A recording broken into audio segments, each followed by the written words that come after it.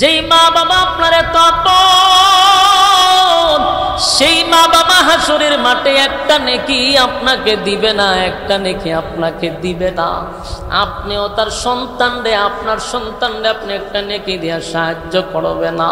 এজন্য আল্লাহ বলেন, ইয়াউমা ইয়াফিরুল মারউ মিন আখিহি ওয়া উম্মিহি ওয়া আবি ওয়া সাহিবাতিহি ওয়া বানি। মা সন্তানকে অস্বীকার করবে, বাবা তার সন্তানকে অস্বীকার করবে, শুধু একটা নেকির কারণে। এবার সন্তান মার কাছে গিয়া বলবেন, মা গো, ও মা, দুনিয়ার জমিনে আমার একটা মশা কামড় দিলে আপনি বরদাস্ত করতে পারেন নাই গো মা। ও মা, এত আদর করছেন, সারা রাত আমার পাশে বইসা রইলেন, একটা মশা যেন আমার কামড় না দেয়। মা গো, তোমার এত মায়া ছিল, ও মা, তোমার পাশে ঘুমাইয়া শীতের সময় আমি প্রস্রাব করে দিছি গো মা। প্রচন্ড ঠান্ডার মধ্যে আমার বুকে লইয়া সারা রাত তুমি কাটায়া দিছ। ও মা, তুমি খানায় বসলে আমি পায়খানা করলে, মা তুমি খাবার সরাইয়া আমারে পরিষ্কার করে দিছ। ও মা, আমারে কত আদর করলো, মা আমারে তোমার বুকের দুধ খাওয়াইয়া লালন পালন করে বড় করলা। ও মা, এত কষ্ট আমার জন্য করলা। মা গো, কঠিন মুসিবতের দিনে একটা নেকির জন্য তোমার সন্তানকে চিরস্থায়ী আল্লাহ জাহান্নামে দিবে। মা গো, তুমি যদি একটা নেকি দাও, চিরস্থায়ী আল্লাহর তুই জান্নাতটা পেয়ে যাব। মা ভালো করে দেখবে, এটা আমার সন্তান, আমার সন্তান, আমার সন্তান। কিন্তু রে, সন্তান হওয়ার পরও মা অস্বীকার করলো, কারণ আমি যদি এখন নেকিটা দিতে যাই, আমি আবার কার কাছে যাব একটা নেকির জন্য? এ যুবক ভাই, হাসরের মাঠ কত ভয়ঙ্কর।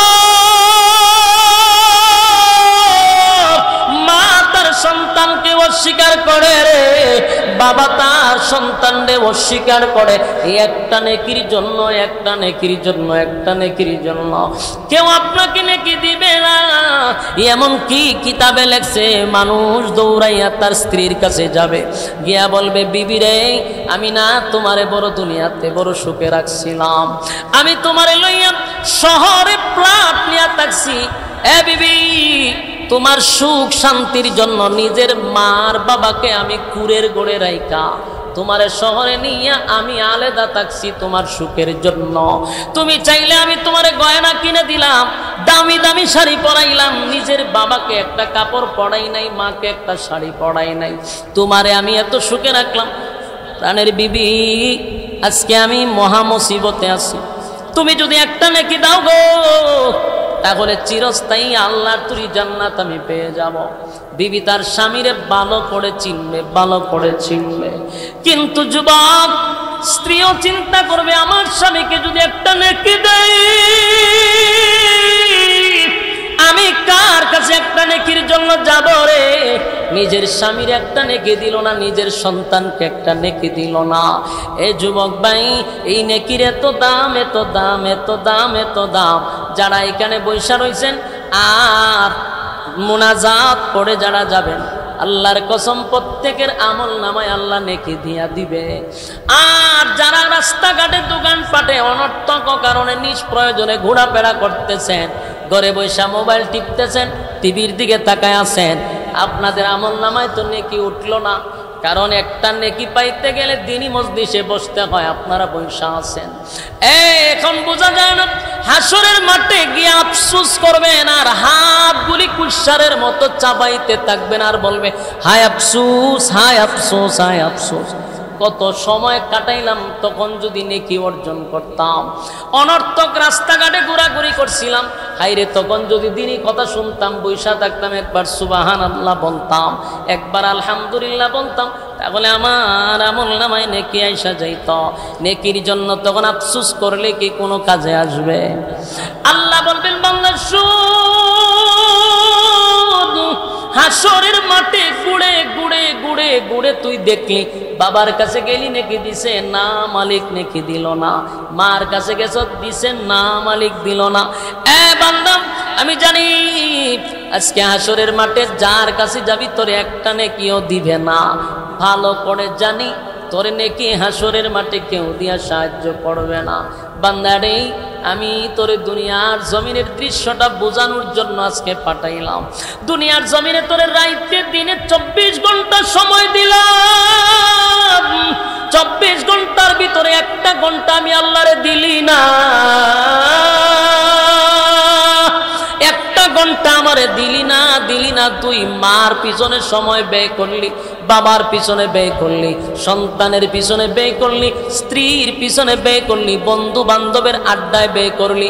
এই জন্য আমি তোরে হাসরের মাঠে পাঠাইলাম, যাদের জন্য দুনিয়ায় সময় ব্যয় করলি। দেখ আজকে তারা তোর একটা নেকি দিয়া সাহায্য করে কিনা। বাল্লারে হাসরের মাঠে ঘুরে ঘুরে তো দেখলি তোরে কেউ নেকি দিল না, মালিক দিল না। আল্লাহ বলে বান্দা শুন, সেদিন প্রচন্ড বৃষ্টি ছিল, মাঠে বসতে পারস নাই, প্রচন্ড গরমের মধ্যে মসজিদে বৈশাখ কিছু সময় দিনই কথা শুনছিলি। আমি আল্লাহ সেই দিনটাকে উসিলা করিয়া একটা নেকি তোর আমল নামায় দিয়া চিরস্থায়ী জান্নাতি বানায়া দিলাম। জোরে কোন সুবহান। মানুষ তোর শ্রেষ্ঠত্ব দান করছি এবং তোরে বানাইয়া একটা দুইটা না চারটা কসম করছি। কটা? ফল, 3 ফল, সবচেয়ে দামি ফল। এই ফলটা যারা খায় তাদের ক্যান্সার থেকেও মানুষ আল্লাহ মুক্ত করে দেয়, রোগ বেমারি দূর করে দেয়, কোলেস্ট্রল দূর হয়ে যায়, যৌন শক্তি বেড়ে যায়। এমন একটি ফলের কসম করছে আল্লাহ, ও 3 ফলের কসম। জাইতুন নামক একটা ফল আছে যেটা আপনি খাইলে পরে অনেক ধরনের রোগ বালাই থেকে আল্লাহ হেফাজত করে। এই ফলেরও কসম করছে ও জাইতুন। وطور سينين وهذا البلد الأمين। 3 ফলের কসম, জাইতুন ফলের কসম, ওয়াতুর সিনিনা সিনাই পর্বতের কসম। আল্লাহ বলেন পাহাড়ের কসম, 2টা ফলের কসম, ওয়াহাজাল বালাদিল আমিন, মক্কা নগরীর কসম। কয়টা কসম হয়েছে? 4টা। 4 কসম করে রব্বি কারীম বলেন লাকাদ খালাকনাল ইনসানা ফি আহসানি তাকওয়িম। আল্লাহ বলেন 4 কসম করে বললাম মানুষ তোরে সুন্দর করে বানাইছি, এত ইজ্জত আর সম্মান দিছি, অনর্থক নয়, অকারণে নয়, নিষ্প্রয়োজনে আমি এত সম্মান আর এত মর্যাদা আমি আল্লাহ দেই নাই। নিশ্চয়ই কারণ আছে। আদম রে বানাইয়া আল্লাহ রাব্বুল আলামিন ঘোষণা দিলেন সমস্ত ফেরেশতাদেরকে, ফেরেশতারা রে আমার আদমকে তোরা সেজদা দে। তাজিমি সেজদা সমস্ত ফেরেশতারা দিছে। এই মানুষকে কিন্তু রব্বে কারীম মাটি দিয়া বানাইয়া ফেরেশতা নূরের তৈরি নূর দিয়া সেজদা দেওয়াইছে। কথা এখন ঠিক বুঝেন তো? কথা আওয়াজ যায় তাহলে আওয়াজ দিবেন। মানুষ কি দিয়া বানাইছে?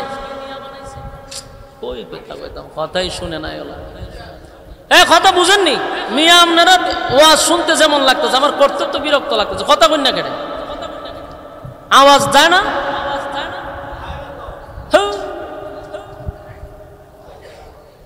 হুদু দিয়ে আমার আছে। হ্যাঁ তো সাউন্ড নাই করে। হ্যাঁ জিরো করে সাউন্ড কই? পাবলিক সাউন্ড বানাকে তাহলে আমি উদু দিকে তার সামনে চিল্লাইতেছি। স্পিকারটা তো চালাই দিবে, আর সাউন্ড কো?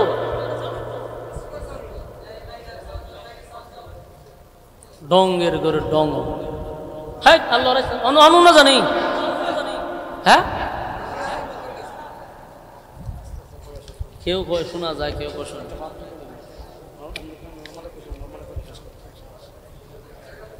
বলুন মানুষ কিসের তৈরি? ফেরেশতা কিসের তৈরি?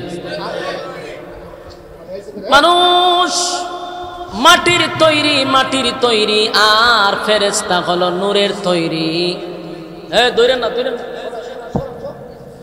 মানুষ হইল গিয়া মাটির তৈরি, ফেরেশতা হলো নূরের তৈরি।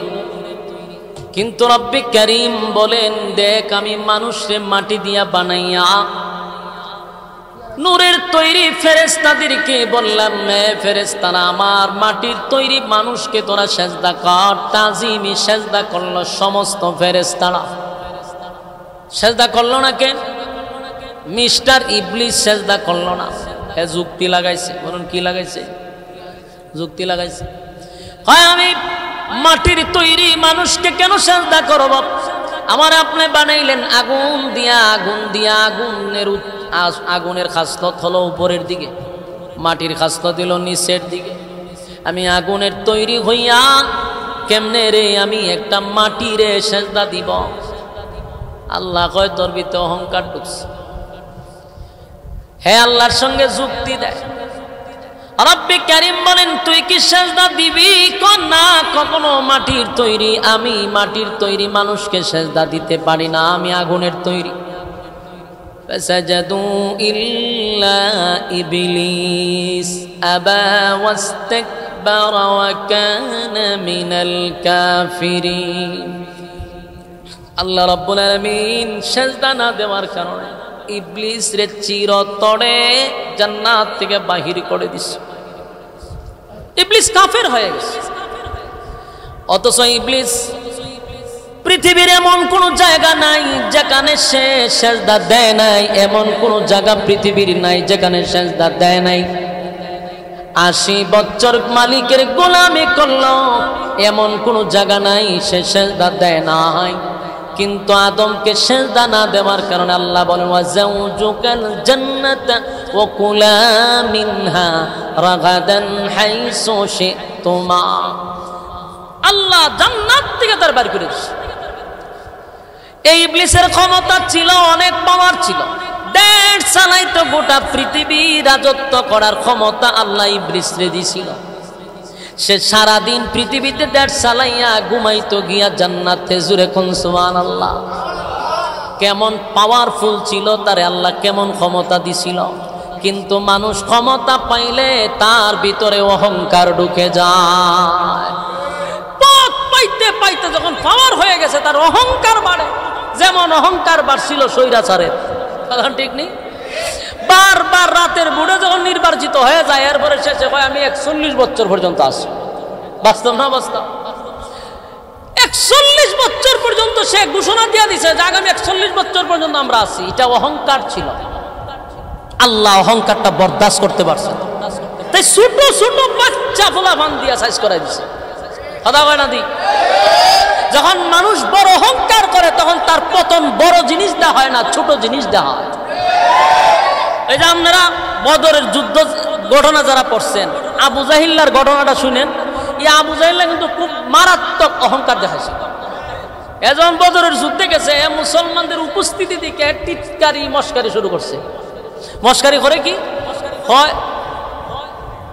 হ্যাঁ বুঝুন না, কফালো দুষ কিতা করবে।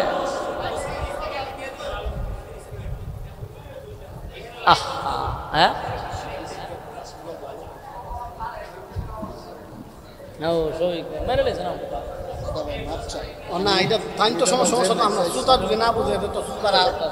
আমার তো দোষ, সুতা না বুঝে আমি কি করতাম? চাইছিলাম কোন রকম চালাই নিতাম, আমি কি করতাম? অনেক মানুষ আমার থেকে কিছু করে, যদি শ্রোতাই না শুনে আমি কি করতাম? এটা তো অনেক আশা লই আছে। ভাই তা উঠছেন না, একটু সময় বসেন, মোনাজাতটা আমরা করি, মোনাজাতটা করি। আমারও কষ্ট লাগতেছে, আপনারা সামনে আসলেন, দূর দূরান্ত থেকে আইছেন, সব সাইরা দিয়ে এখানে বসছেন, মানে আপনারা শুনতেছেন না। আসলে তো কথা ঠিক, তাহলে আমি সুবহানাল্লাহ কইতো কি তার জোরে আওয়াজ করতো কি তার? আচ্ছা বসেন, একটু সময় শেষ করতেছি, মোনাজাতটা কইরা যান। আমার মহব্বতের মানুষ শফিক ভাই মাঝে মধ্যে ফোন টোন দেয়, তা আমি একটু কথা রাগ করি কই, আবার অত তাও সেতে না। তে আমার থেকে খুব রিকোয়েস্ট করে ডেটটা নিছে, মহব্বত করে দিছি, আপনার সাথে একটু ভালোবাসা বিনিময় করুন, কথাবার্তা কম। মোহন যদি আপনারা ওয়াজই না শুনেন তো এটা ব্যর্থ।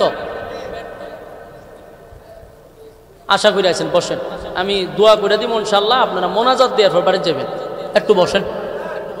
আপনার থেকে আমারও কষ্ট লাগতেছে,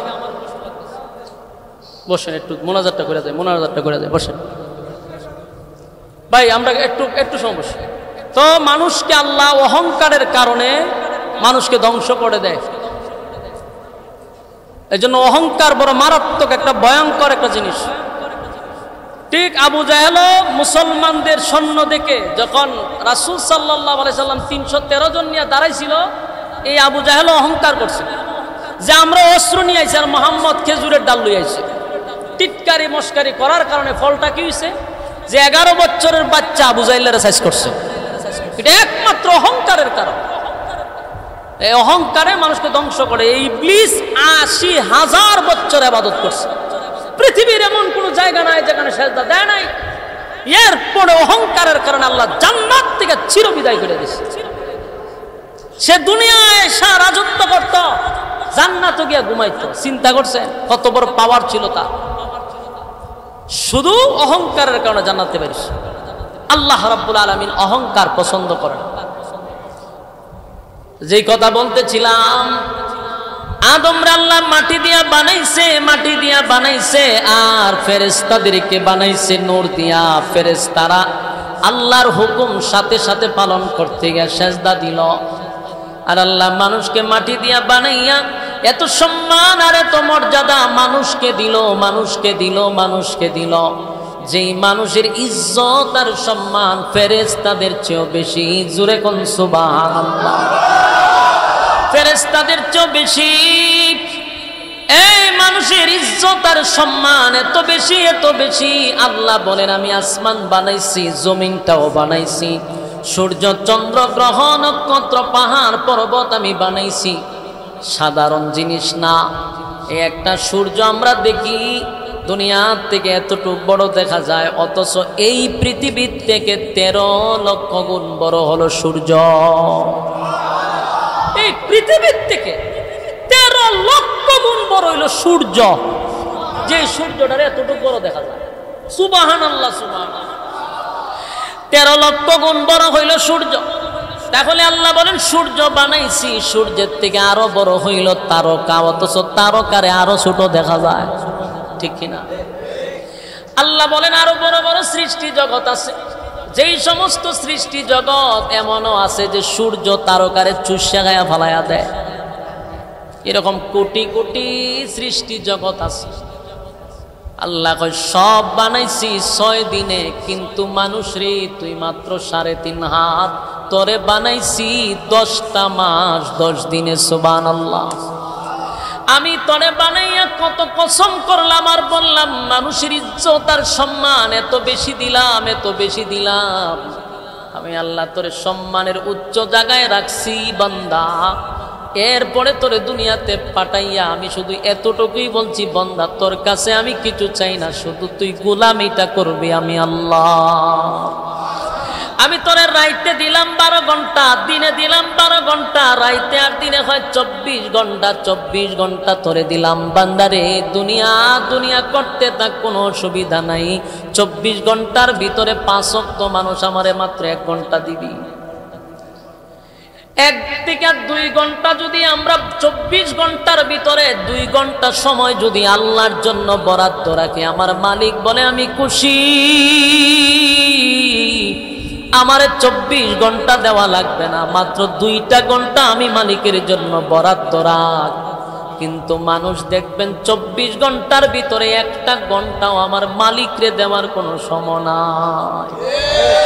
যদি বলি ভাই আসেন না নামাজে যাই, উত্তর দেয় হুজুর আমার সময় নাই, সময় নাই, সময় নাই, সময় নাই, সময় নাই। আসেন না মসজিদে দিনই আলোচনা হচ্ছে, একটু শুনি হুজুর আমার সময় নাই, সময় নাই, সময় নাই। আল্লাহ বলেন সময়ের মালিক আমি দিলাম সময় 24 ঘন্টা রাইতে দিনে, তুই দিয়ে আমারে 2 ঘন্টাও সময় দেস না। বান্দারে সময়ের মালিক আমি আল্লাহ। যেদিন ঘন্টা বাজায়া দিব সেদিন তোর সময় কোথায় যাবে? ঘন্টা আমি বাজায়া দিব। এ আল্লাহ রাব্বুল আলামিন বলেন শুন, সময় আমার হাতে। আমি যদি ঘন্টা বাজায়া দেই, বান্দা তোর ব্যবসা বাণিজ্য কামাই রোজগার বাচ্চা কাচ্চা তোর আড্ডা বন্ধুত্বর সঙ্গে সময় দেওয়া সব তো 1 মিনিট নিমিষেই শেষ। কথা হয় না? এখন যারা বলে আমি ব্যস্ত, হুজুর আমি ব্যবসা করি, আমি আপনার কথা শোনার টাইম নাই। যেদিন মালাকুল মউত আজরাইল সামনে হাজির হবে সেদিন বইলেন আজরাইল আমি তো ব্রাহ্মণবাড়িয়া ব্যবসা করি, এখন সময় নাই, পরে আয়ো। শুনবো না আপনার কথা? তাহলে আল্লাহ বলেন সময়ের মালিক আমি দিলাম সময়, আমি দিলাম সময়, তুই আমারে সময় দিলি না। আমার দেওয়া সময় পাইয়া বউরে সময় দিলি, সন্তানরে সময় দিলি, ব্যবসাতে সময় দিলি, চাকরিতে সময় দিলি, সব সেক্টরে আছে রে, শুধু আমার জন্য সময় নাই, আমার জন্য সময় নাই। কিন্তু যাই না রাখিস হায়াত মৌত কার হাত। যেদিন আমি ঘন্টা বাজায়া দিব সেদিন সব পড়ে থাকবে, খালি তুই নাই। কথা হয় না? আমি আপনি যেদিন দুনিয়ার থেকে বিদায় হয়ে যাব, ধরেন আমি মরে যাব, বলুন আমি মরার কারণে কি দুনিয়া আমার জন্য থাম্মা থাকবো? থামব? আমরা মনে করি যে আমি যদি মারা যাই উপায় নেই। মানুষ আমি মরে লাগা বুঝবো, আমি কিতা তুমি মরে লাগা এটা বুঝবো। 3 দিন, কয়দিন? 3 দিন সর্বোচ্চ। 3 দিনের মধ্যে বউ ফুলাফা ঘরের যারা আছে 3 দিন, এরপরে দেখবেন চেষ্টা করলো আর শ্রদ্ধা পানি আয় না, কান্দা 3 দিন। অথচ তুমি ব্যস্ত, মার জন্য সময় দিলা, বাবার জন্য সময় দিলা, স্ত্রীর জন্য সময় দিলা, বাচ্চা কাচ্চার জন্য সময় দিলা। তুমি এত ব্যস্ত, এত ব্যস্ত, এত ব্যস্ত, মালিকরে বাদ দিয়া বউরে সময় দিলা, মালিকরে বাদ দিয়া সন্তানরে দিলা, বন্ধু বান্ধবরে দিলা, সব সেক্টরে তোমার সময় আছে, সময়টা নাই শুধু আল্লাহর বেলা। যেদিন দুনিয়ার থেকে বিদায় হয়ে যাবে রে, কোনো কিছুই থেমে থাকবে না, কোনো কিছুই থেমে থাকবে না, সব আগের মতো চলবে। শুধু তুমি নাই, এতে দুনিয়ার কোনো কিছু হয় নাই। দুনিয়া যেমন চলছিল এমনই চলবে, কিন্তু তুমি চলে যাওয়ার কারণে বিন্দু পরিমাণও দুনিয়ার কোনো সমস্যা হবে না।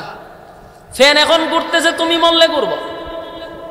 ব্যবসা বাণিজ্য মানুষ করতেছে, তুমি মরলেও করবে। তোমার বাচ্চা কাচ্চা যেমন চলতেছে, মরার পরেও তারা চলবে, তোমার জন্য সারা জীবন কাঁদবে না। তোমার জিনিস তারা বুক করবে, কিন্তু তোমার কথা 3 দিনের বেশি তার স্মরণই হবে না। বাস্তব না বাস্তব? এমন ঘটনা ঘটছে, স্বামী মারা যাওয়ার পরে যেই ঘরে মারা গেছে, রাত্রের বেলায় সেই ঘরে স্ত্রী যায় না। জিগায় ঘরে গিয়ে ঘুমাস না, কয়টার মধ্যে লাশ আছে চিন্তা করে। একই বেডরুমে, একই ঘরের ভিতরে স্বামী স্ত্রী জীবনভর ঘুমাইল। যেদিন স্বামী মারা গেল ওই রাত্রিতে বউ সেই ঘরে যায় না, কয় কেন লাশ আছে। তাহলে তুমি সারাটা জীবন যাদের জন্য করলা, সেই ঘরে তোমার বউ যে তোরা জিনা ভয় পায়, লাশ আসিল ঠিক নেই। যুবক ভাই, এই জন্য দুনিয়াতে রব্বে কারিম কেন পাঠাইল? আমাদেরকে পাঠাইছে ইবাদতের জন্য। ইবাদতের জন্য যখন ইবাদত বাদ দিয়া দুনিয়া নিয়ে ব্যস্ত থাকবা, দুনিয়া বড় স্বার্থপর, মরে যাওয়ার পরে কেউ তোমারে জিগায় না। এই জন্য এমন জীবন করো হে গঠন, মরিলে হাসিবে তুমি, কাঁদিবে ভুবন। এমন একটা জীবন গঠন করো, তুমি মরছো, মানুষ তোমার জন্য ব্যথায় ব্যতীত হইয়া যেন কাঁদতেই থাকে। যেমন আমাদের আল্লামা আনসারী সাহেব মারা গেছে, কিন্তু এখনো মানুষ তার রওজার সামনে, তার কবরের সামনে গিয়া দেখবেন। ঢাকার থেকে যদি কেউ ব্রাহ্মণবাড়িয়া কোনো উলামায়ে কেরাম আসে, আগে হুজুরের কবরটা জিয়ারত করে ব্রাহ্মণবাড়িয়ার ভিতরে ঢুকে। তুমিও মরছো, আমিও মরবো, কিন্তু আমার কবরের সামনে ঢাকার থেকে আলেমরা আসার সময় জানাজা কবরে দাঁড়াইয়া জিয়ারত করবে কিনা সন্দেহ আছে। কিন্তু এমন একটা জীবন গঠন কইরা গেছে, আলেমরা আসলেই আগে ওনার কবর জিয়ারত করে। এখনো মানুষ ওনার মাকবারার সামনে দাঁড়াইয়া চোখের পানি ছেড়ে দিয়া কান্দে। কিন্তু একবার চিন্তা করো, তুমি মারা যাওয়ার পরে তোমার সন্তান বছরে একবার কবরের সামনে যাইব কি? একবার চিন্তা কইরা দেখো। অন্য মানুষ তো কবরের সামনে যাইব এটা পরে, নিজের সন্তান বছরে একবার কবরের সামনে দাঁড়াইব কি? এটা নিয়ে চিন্তা করেন। আর আপনি তো জানেন আমরা সন্তানকে কি বানায় গেছেন। কথা কই না দিয়া আপনার নিজের বিবেকের সাথে প্রশ্ন করেন, আর ঘুমাইয়া ঘুমাইয়া বালিশের সঙ্গে চিন্তা করেন যে আমি যে আমার সন্তানের জন্য রাত দিন অক্লান্ত পরিশ্রম করি, ব্যবসা করি, চাকরি করি, সারাদিন কৃষি কামারে মেহনত করি, মাথার গাম আমি পায়ে ফালাইয়া উপার্জন করে সন্তানকে লেখাপড়া করাইতেছি। আমি নিজে একটা ভালো কাপড় পরি না, আমার সন্তানরে আমি নতুন নতুন কাপড় পরিধান করাই। নিজে একটা জুতা কিনি না, কিন্তু সন্তানের পায়ে নতুন জুতা পরাইয়া দেই। এই যে আমার সন্তানের জন্য রাত দিন এত অক্লান্ত পরিশ্রম, আমি মারা যাবার পরে আমার সন্তানকে আমার কবরের সামনে দাঁড়াইয়া সূরা ইয়াসিন পড়তে পারবে। আমার সন্তানকে আমার কবরের সামনে দাঁড়াইয়া আমার কবর জিয়ারত করবে। আমার সন্তান কি প্রতিদিন ফজরের পরে আমার কবরের সামনে যাবে। এই কথা কি আপনার দিলে বাড়ি দেয়? আপনি বুঝেননি। আমার তো মনে হয় অনেকেই আছে এমন, আপনি নিজেই দেখবেন আপনার দাদাতে মারা গেছে অথবা আপনার বাবা মারা গেছে, আপনি বছরে কয়বার কবরও যান? আপনি যদি 1 বছরে যান, আপনার ছেলে 10 বছর ভরে দেব। কথা কয় না? আপনি আপনার নিজের বাপের কবর যদি বছরে একবার জিয়ারত করেন, তাহলে আপনার ভোলা 10 বছর পরে একবার যাইবে কিনা সন্দেহ আছে। যেমন আপনি করবেন তেমন খাইবেন। কেমন সন্তান জন্ম দিলেন একটু চিন্তা করবেন যে আমি যে সারাটা দিন আমার সংসারের জন্য মেহনত করি, আমি যদি মারা যাই, কারণ মানুষ এখন বেশি দিন বাঁচে না। কথা হয় না? মানুষ কি এখন বেশি দিন বাঁচে? আগের বুড়ারা বেশি দিন বাঁচছে, এখনকার জেনারেশন বেশি দিন বাঁচে না। আপনি কবেন এটা কেমনে কইলেন? হায়াত মতো তো আল্লাহ আল্লাহ। আমি কইছি কেমনে, এটারও কারণ আছে। কারণ আগের মুরব্বীরা চোখের গুণা আছিল, এরা চোখ দিয়ে গুণা করতো কম, এরা আকাম কুকাম করতো কম, এই জন্য এরা হায়াত বেশি আছে। এরা হঠাৎ করে স্ট্রোক করছে না, এরা হঠাৎ করে ব্লক হয়েছে না। কিন্তু আমরা এখন দেখবেন অল্প বয়স 30-35 বছরের ভিতরে স্ট্রোক করে লেছে, তে হার্ট অ্যাটাক করছে, তে বলে ব্লক হয়ে গেছে। গা কে রে অত অল্প বয়সে ব্লক হয়ে করে? আমার বাপ দাদারা দিয়ে ব্লক হয়েছে না, স্ট্রোক করছে না। এখন হয় কেন? বলে একমাত্র আমাদের চোখের গুণা, আমাদের রাতের গুণা, আমাদের আকাম কুকাম করতে করতে এমন অবস্থা করছি মাথা হিট হয়ে থাকে, স্ট্রোক করে লাগে, ব্লক হয়ে যাবে। গুনার কারণ। যুবক ভাইরা আমার, আগের মুরব্বীরা গুনাহ করছে কম, এখনের জেনারেশনরা গুনাহ করে বেশি, এই জন্য মরার হার বেশি। কারণ আজকা দেখবেন স্ট্রোক করে লাগে, আজকা হিট হয়ে জায়গা, কত ধরনের রোগ ব্যাধি আমাদের সমাজে বাইরেছে। ঠিক নেই, গুনাহ বেশি, রোগও বেশি। এখন হায়াত মানুষ বেশি দিন বাঁচে না, হঠাৎ মারা যায়, হঠাৎ মৃত্যুর সংখ্যা বেশি হয়েছে। আর কি কয়, ডক্টরদের গবেষণা অনুযায়ী, মেডিকেল সায়েন্সের গবেষণা হলো যে 1 বছরে সবচেয়ে বেশি যুবক মারা গেছে, বৃদ্ধ মরছে কম। এটা আমার কথা না তো, এটা মেডিকেল সায়েন্সের কথা। তারা গবেষণা করে বাইর করছে যে 1 বছরে সবচেয়ে বেশি যুবক মারা গেছে, বৃদ্ধ মরছে কম। যুবকরা যারা মস্তানি করে যে আমরা তো বুড়ো হয়েছি না, সাবধান। হঠাৎ স্ট্রোক, হঠাৎ হার্ট অ্যাটাক, হঠাৎ দেখবেন এটা প্যারালাইসিস হয়ে গেছে। ঘটনা কি? ঘটনা আছে। এই জন্য প্রত্যেকটা মুরব্বী বাবাদের হাতে পায়ে ধরে বলি, বালিশের সঙ্গে মাথা লাগাইয়া যেই সময় ঘুমে যাইবেন, তখন বালিশের সঙ্গে মাথা লাগাই চিন্তা করবেন যে আমার জীবনটাতে আমি ব্যবসার জন্য ব্যয় করতেছি, আমার জীবন আমি দুনিয়ার পিছনে দৌড়াইতেছি। কার জন্য? সন্তানের জন্য।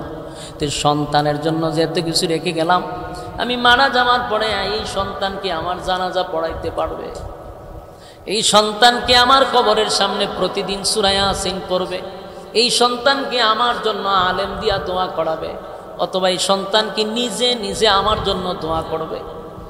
যদি দেখেন না কোনোটাই আপনার ব্রেনে ধরে না, একটাও হবে না, তাহলে অনর্থক, এদের পিছনে এত মেহনত করার দরকার নেই। আল্লাহকে সময় দেন, সন্তানের পিছনে এত সময় দেওয়ার দরকার নাই। কারণ আপনি কালকে মারা গেলে কান্নাকাটি 3 দিন পরে সন্তান আর ভাই মারামারি লাগবে, আপনার কোন জায়গা সে নিবে? আপনার 3টা জমি থাকলে যদি 2টা থাকে রাস্তার কিনারা, হ্যাঁ মাইল লাগবে যে রাস্তার কিনারের জায়গাটা আমার, কি দরবার শুরু হইব মরার পর। যেন দুনিয়ায় থাকা অবস্থায় মালিক বলেন আমি তোদেরকে অনর্থক পাঠাইছি না। ফাহাসিবতুম আন্নামা খালাকনাকুম আবাসান ওয়া আন্নাকুম ইলাইনা লা তুরজাউন। অনর্থক বানাই নাই, বললাম ইবাদতের জন্য বানাইছি,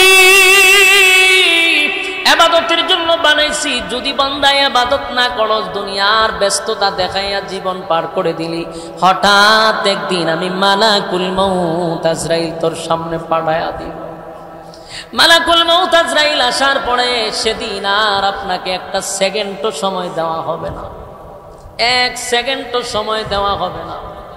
যদি বলেন আল্লাহ আমার সময় নাই, বলে দুনিয়ায় বহু সময় দিছি, কিন্তু সময় আমি আল্লাহর দেশ না। মালাকুল মউত আজরাইল আসলে আর সময় দেওয়া হবে না। তাই যুবক ভাইয়েরা, বৃদ্ধ বাবারা, আপনাদের হাতে পায়ে ধরে বলি, যে যেটাই করি আমার মালিক যে উদ্দেশ্যে পাঠাইছে সেই উদ্দেশ্য আমাদের পুরা করার দরকার আছে না নাই? এক, পৃথিবী বড় নিষ্ঠুর, এই পৃথিবীর কেউ কারো আপন না, কেউ আপন না, কেউ আপন না। আমরা মনে করি মা বাবা সবচেয়ে আপন, এটাও এক ধরনের একটা বাউতাবাজি। পৃথিবীর আসলে কেউ আপন না। মারা যান হয়তো বা মা বাবাও কান্দে, কিন্তু এই পৃথিবীতে আমার বাস্তবতায় দেখছি পৃথিবী আপনি ছাড়া আল্লাহ আর কাউরে আপন বানায় না। আপনি আপন, আপনার কেউ আপন না। স্বার্থের আঘাত করলে সবাই আপনার কাছে সরে যাবে। যতদিন আপনি দিতে থাকবেন ততদিন ভালো, দিবেন না তো আপনি খারাপ।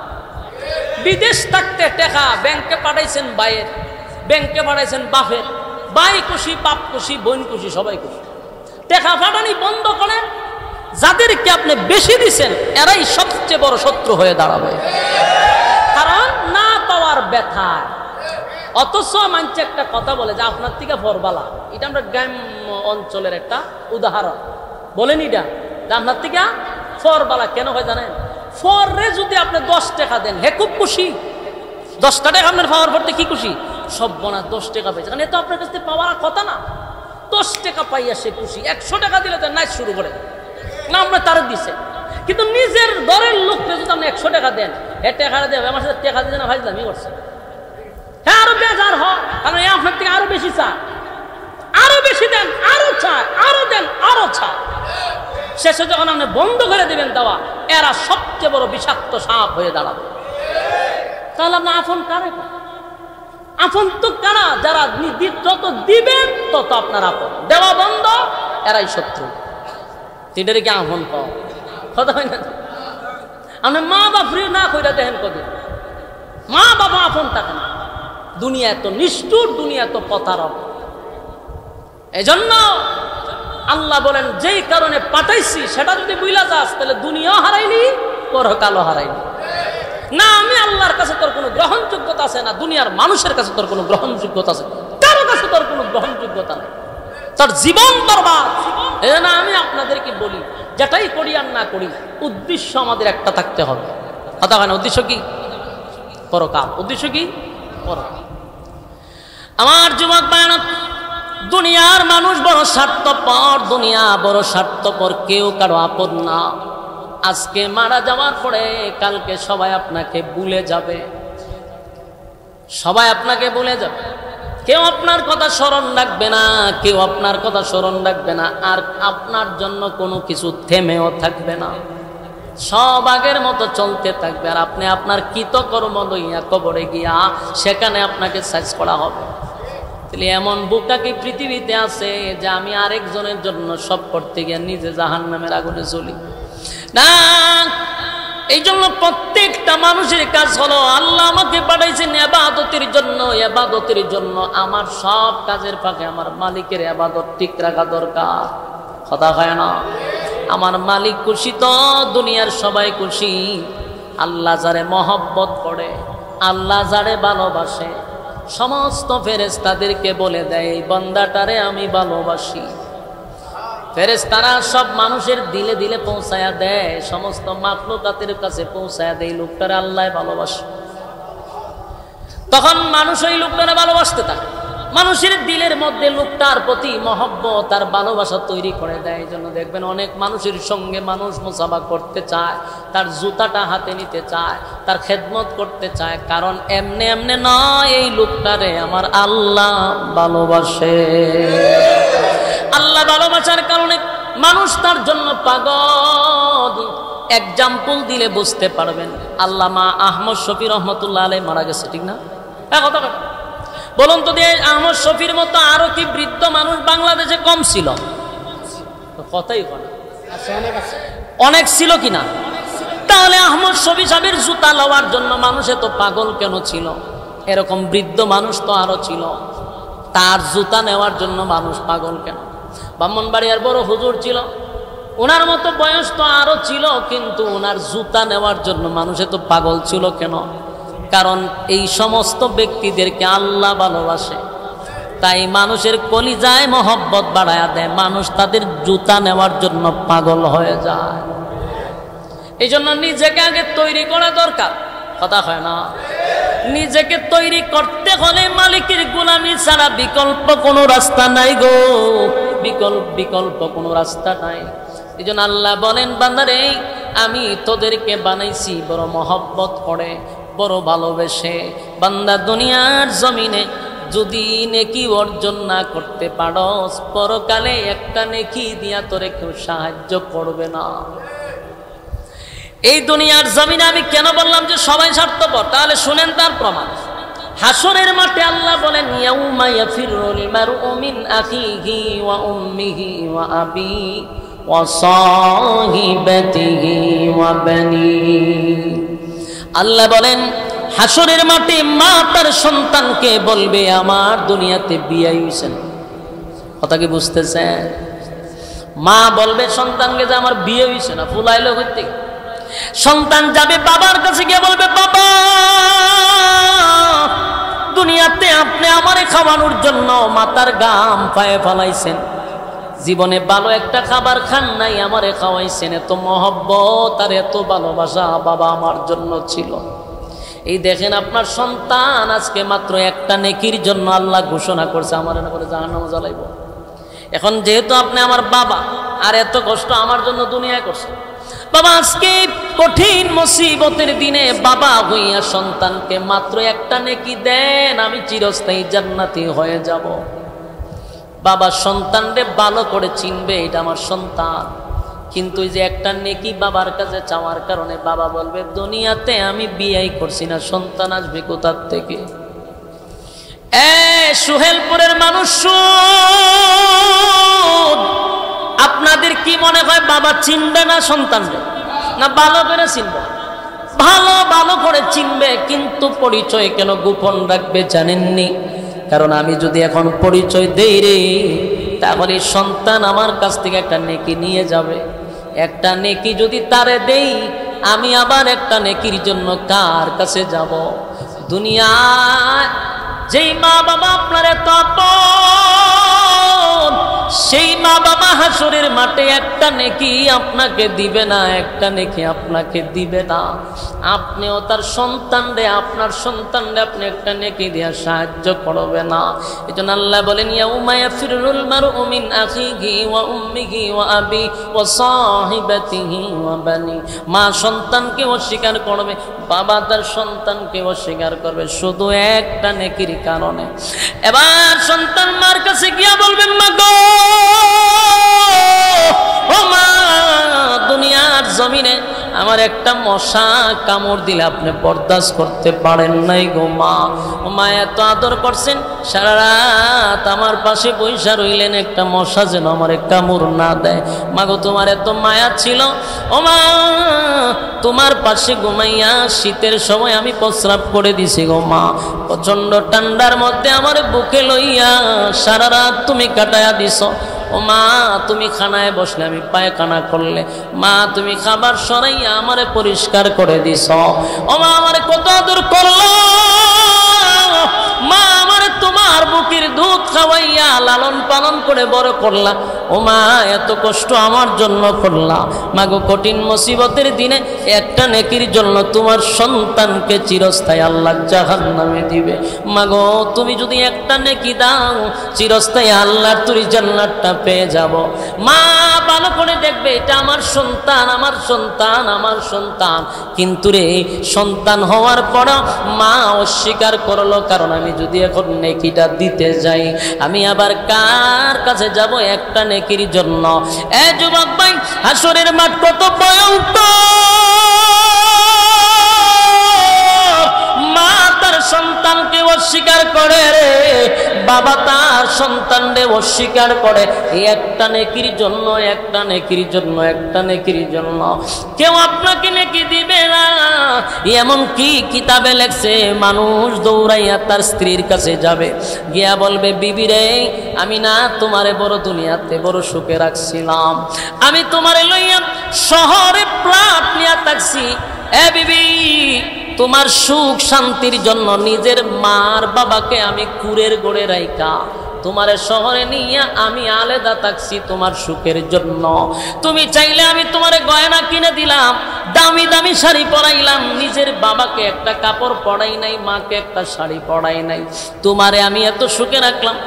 প্রাণের বিবি আজকে আমি মহা মুসিবতে আছি, তুমি যদি একটা নেকি দাও গো তাহলে চিরস্থায়ী আল্লাহর তুই জান্নাত আমি পেয়ে যাব। বিবি তার স্বামীরে ভালো করে চিনবে, ভালো করে চিনবে। কিন্তু যুবক স্ত্রীও চিন্তা করবে আমার স্বামীকে যদি একটা নেকি দেই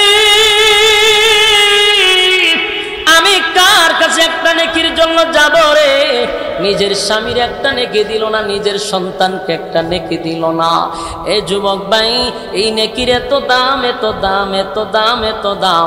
যারা এখানে বৈশা রয়েছেন আর মুনাজাত পড়ে যারা যাবেন, আল্লাহর কসম প্রত্যেকের আমল নামায় আল্লাহ নেকি দিয়া দিবে। আর যারা রাস্তাঘাটে দোকান পাটে অনর্থক কারণে নিষ্প্রয়োজনে ঘোরাফেরা করতেছেন, ঘরে বৈশা মোবাইল টিপতেছেন, টিভির দিকে তাকায় আছেন, আপনাদের আমল নামায় তো নেকি উঠলো না, কারণ একটা নেকি পাইতে গেলে দিনই মজলিসে বসতে হয়, আপনারা বৈশা আছেন।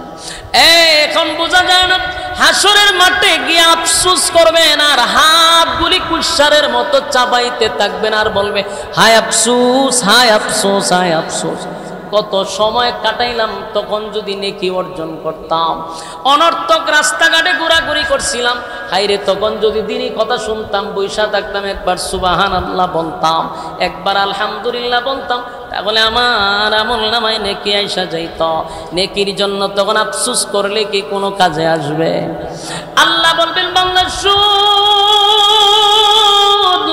হাসরের মাঠে ঘুরে ঘুরে ঘুরে ঘুরে তুই দেখলি, বাবার কাছে গেলি নেকি দিছে না, মালিক নেকি দিল না, মার কাছে গেছ দিছে না, মালিক দিল না।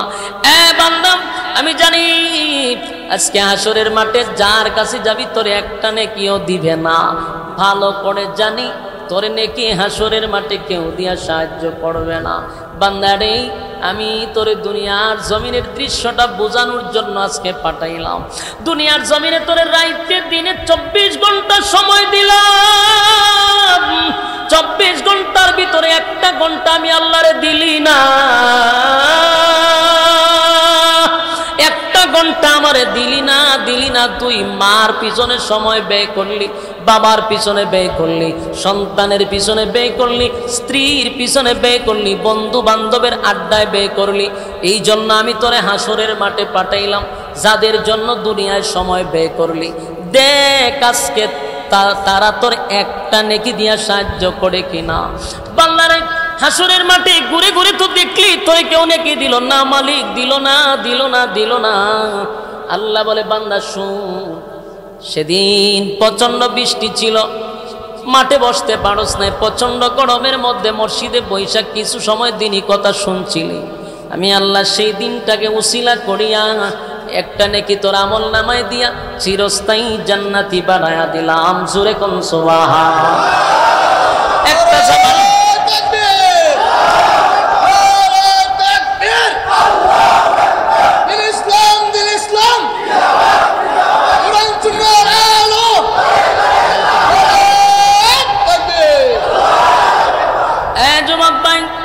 তাহলে এখান থেকে স্পষ্ট বোঝা গেল দুনিয়ার জমিনে যাদের সঙ্গে আড্ডা মারি, যাদের জন্য সময় ব্যয় করি, বলুন পরকালে কোনো কাজে আসবে? তাহলে কোন পাগলে দুনিয়ার সব সময় তাদের পিছনে ব্যয় করে? বুদ্ধিমান ব্যক্তি দুনিয়ার মানুষের পিছনে সময় কম দিয়া মালিকরে সময় দেয় বেশি, তারা পরকালে বড় সুখ শান্তিতেই থাকবে। আধা ঘন্টে যুবক ভাই, হায়াত মানুষের কম, মানুষের হায়াত বা কম। এখন মানুষ বেশি দিন বাঁচে না, হঠাৎ মৃত্যু হয়, হঠাৎ মারা যায়। আমার ছোট অনেক মারা গেছে, আবার আমার বয়সে কয়েক বছরের বড় অনেক মারা গেছে। বাবার আগে সন্তান মারা যায়, দাদার আগে বাপ মারা যায়, আছে না নাই? তাহলে হায়াত বেশি দিন নাই, তামাশা করে হায়াত পুরানো যাবে না, ঠিক কিনা বলে? কথা বলি, হায়াতের দিন ফুরিয়ে যা বন্ধু, তোমার নেই তো ভাবনা, তুমি আছো রং তামাশায় শয়তানের ধোঁকা। বাস্তব নেই? এই সঙ্গীতটা পুরাটাই একটা ওয়াজ, আর ওয়াজ লাগে না। হায়াতের দিন ফুরিয়ে যায় বন্ধু, তোমার নেই তো ভাবনা, তুমি আছো রং তামাশায় শয়তানের ধোঁকায়, তুমি আছো রং তামাশায় শয়তানের ধোঁকায়, ঠিক নেই? হায়াতের দিন ফুরিয়ে যায়, হো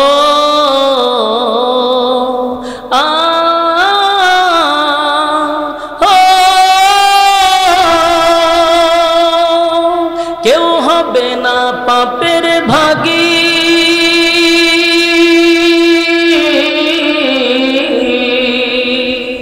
বাচ্চা যাদের আপন, মসজিদের খাটিয়ায় নিয়ে করবে তোমায় দাফন রে, করবে তোমায় দাফন।